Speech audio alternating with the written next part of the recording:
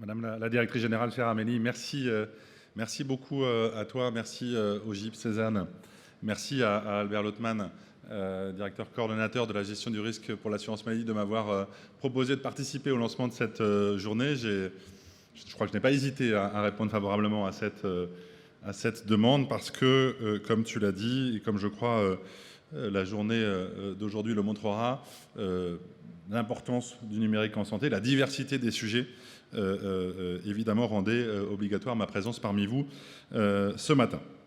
Je vais être rapide pour lancer cette phase d'introduction. D'abord, pour me féliciter, remercier les acteurs de l'Agence régionale de santé, du GIP Cézanne et de l'assurance maladie sur l'alignement à tous les niveaux dans le déploiement des différents projets. Ça peut paraître évident, mais c'est une énergie que chacun déploie au niveau régional, au niveau départemental, vis-à-vis de l'ensemble des acteurs. Et je crois que c'est une des conditions de la réussite, pas seulement, mais que vraiment remercier toutes les équipes qui sont à la manœuvre dans toute la région Île-de-France. Deuxième élément que je voulais partager avec vous, tu l'as évoqué, autour bien sûr de mon espace santé, qui est un peu pour l'assurance maladie, mais pas seulement, je pense, le vaisseau amiral de la feuille de route du numérique en santé. Et j'aurais tendance à résumer les choses d'une façon assez simple. C'est parti, mais tout reste à faire. Pourquoi je présente les choses comme ça ? Parce que voilà, la première étage de la fusée est lancée. On a maintenant 65 millions de Français qui ont un espace de santé numérique. Très peu de nos concitoyens, ils pouvaient le faire, mais très peu s'y sont opposés. Et donc, moins de 2%. Et donc, ça veut dire, en Île-de-France, là aussi, entre 11 et 12 millions de franciliens qui ont un espace de santé numérique. Et donc, cette première étape, qui était déjà une étape importante, toute cette mécanique de sollicitation, d'information, elle est réussie. Et on voit, tu l'as évoqué également, une dynamique extrêmement intéressante en termes d'alimentation de la brique DMP de Mon Espace Santé, puisque on est sur des multiples très impressionnants. On est, je crois, sur à peu près 500 000 documents alimentés au sein des DMP chaque mois. Et donc, on voit des courbes. Ces courbes exponentielles-là, on aime bien les voir. Il y en a d'autres qu'on aime moins voir, mais ces courbes-là, on aime bien les voir de manière exponentielle. Là où je dis que tout reste à faire, c'est, on le sait, l'appropriation par les acteurs. Elle a démarré, tu as parlé à plusieurs reprises de maturité, elle se construit. Et véritablement, l'enjeu des prochains mois, c'est véritablement l'usage. L'appropriation par les acteurs de ces outils.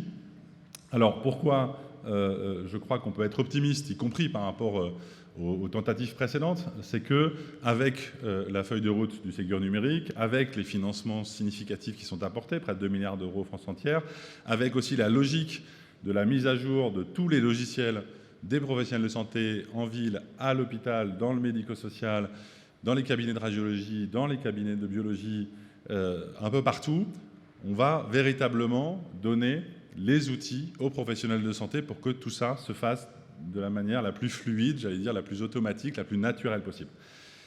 Et pour faire du bon français, c'est vraiment le game changer, on le pense, côté assurance maladie. Je crois que c'est partagé avec l'ARS, bien sûr, le GIP, et puis avec la DNS au niveau du ministère de la Santé, que c'est ça qui va changer la donne.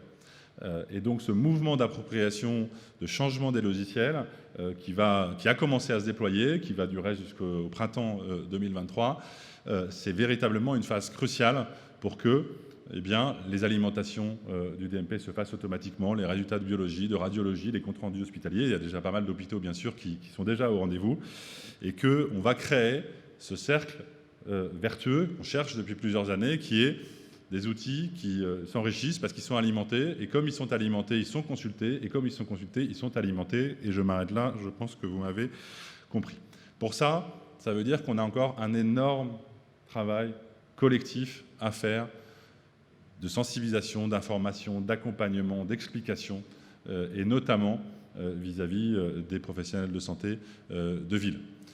Les chiffres sont bons, ils sont positifs, mais si on les regarde de près, on voit qu'on a encore un nombre relativement restreint de médecins libéraux, de cabinets de radiologie, de biologistes qui alimentent effectivement régulièrement le DMP. Et c'est ça le défi des prochains mois. D'ores et déjà, l'assurance maladie avec l'ARS, avec le GIP, s'est mobilisée. Près de 90%, pour prendre un chiffre, des médecins d'Île-de-France ont été visités par ce qu'on appelait avant les conseillers informatiques santé, les CIS, qui sont devenus les délégués du numérique en santé, ce qui montre aussi la transformation des métiers de l'assurance maladie. Mais on a devant nous cette bataille de l'usage qui est notre priorité absolue et je pense un point de rendez-vous très important au printemps prochain parce qu'on aura là tous les logiciels mis à jour et on aura tous les tuyaux branchés pour que ce cercle vertueux se déclenche effectivement. Alors, bataille de l'usage et puis aussi poursuite de l'enrichissement à la fois de mon espace santé et des différents produits ou des différents outils du Ségur numérique. Dans quelques semaines, vous pourrez, alors vous avez déjà, j'en suis sûr, téléchargé mon espace santé sur votre smartphone. Si vous ne l'avez pas fait, vous avez encore la journée pour le faire. Plus sérieusement, on va continuer à implémenter des évolutions très simples, mais qui vont faciliter les usages. La biométrie, la reconnaissance faciale, à la fin de l'année, vous pourrez accéder à mon espace santé comme vous le faites sur votre compte bancaire. La semaine dernière, vous l'avez peut-être vu, le ministre de la Santé a bien voulu célébrer quelque part le lancement du catalogue d'applications de mon espace santé. Près de 12 applications numériques sont déjà référencées, 250 sont dans le tuyau, et au premier semestre 2023, ces applications vont pouvoir échanger, les utilisateurs de mon espace santé vont pouvoir utiliser ces applications pour échanger des données avec leur espace santé, s'ils le veulent bien sûr, dans des conditions de sécurité, de respect du RGPD. Vous imaginez bien qu'on est tous extrêmement mobilisés. Et puis, il n'y a pas que mon espace santé dans la vie, si j'ose dire. On a aussi, je pense, quelques blockbusters, si j'ose le dire comme ça, qui vont donner envie aux acteurs de s'emparer encore plus de numérique en santé. Je pense à l'ordonnance numérique, plus connue sous le nom de e-prescription, mais on essaye de parler d'ordonnance numérique parce qu'on pense que c'est un peu plus parlant pour le grand public. Ce petit QR code qui va progressivement s'implémenter dans les ordonnances, qui vont faire qu'enfin, on aura, entre pharmaciens, médecins, une ordonnance numérique qui permettra de lutter contre les fausses ordonnances, d'avoir une meilleure traçabilité, un meilleur suivi des prescriptions. Et ça va aussi changer la vie des Franciliens et au-delà de la région Île-de-France. Dans quelques mois également, vous pourrez mettre, là aussi sur votre smartphone, votre carte vitale. Dématérialiser la carte vitale, ça paraît tout simple, mais moins de cartes perdues, moins de cartes volées, moins de cartes oubliées chez le médecin, moins de flux dégradés du côté de l'assurance maladie, meilleure qualité de gestion, meilleure lutte contre la fraude. On sait que c'est des sujets qui sont regardés. Donc voilà, dans les prochains mois, on va continuer, je pense, à donner aux acteurs des outils, des nouveaux dispositifs qui vont de plus en plus faire rentrer le numérique dans leur vie quotidienne. Dernier sujet que je voulais aborder, tu l'as fait, Amélie, mais pour abonder dans ton sens, c'est une évidence, mais je pense que c'est bien de se le redire. L'enjeu de la data, et je crois qu'il y a un atelier qui est dédié à ce sujet, est évidemment crucial. Et vous partagez notre volonté d'être des acteurs de l'ouverture de ces données de santé. On a la responsabilité de gérer le SNDS, ça ne veut pas dire qu'on en est propriétaire. On a la responsabilité de la gestion de ce système. Et dans la responsabilité de sa gestion, il y a la responsabilité de l'ouverture, de l'accès à ces données, avec évidemment nos partenaires du Health Data Hub, mais véritablement donner à voir et que ces informations servent au maximum au déploiement de tous les outils qu'on voit progressivement émerger. On a nous aussi investi dans l'open data, mis en musique des outils de data visualisation. Vous avez peut-être vu à l'été l'outil de data pathologie qui vous permet, y compris sur les territoires, y compris de l'Île-de-France, au niveau régional et départemental, de comprendre un certain nombre d'éléments en termes de prévalence et en termes de dépenses.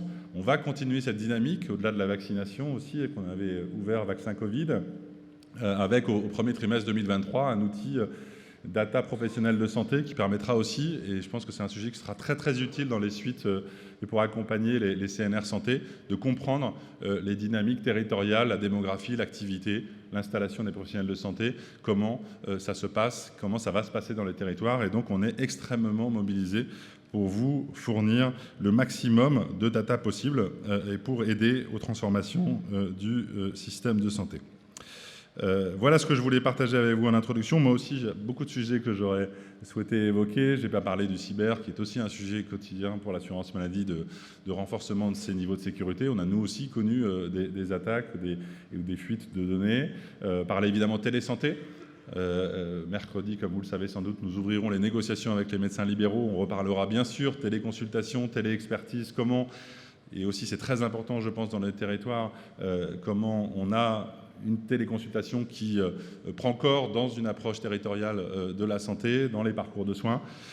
C'est vraiment des sujets sur lesquels là aussi on veut, avec les acteurs territoriaux, avancer. Voilà ce que je voulais partager avec vous ce matin. Il me semble que pour faire un bon cocktail, il faut des ingrédients, il faut à la fois des bons produits, il faut aussi des acteurs qui s'en emparent, il faut une dynamique nationale et territoriale. Je pense qu'elle est présente dans beaucoup de régions, elle est très forte en Île-de-France. Et encore une fois, très heureux de pouvoir lancer avec vous cette journée et de pouvoir vous accompagner dans la réussite des différents projets du numérique en santé en Île-de-France. Merci beaucoup.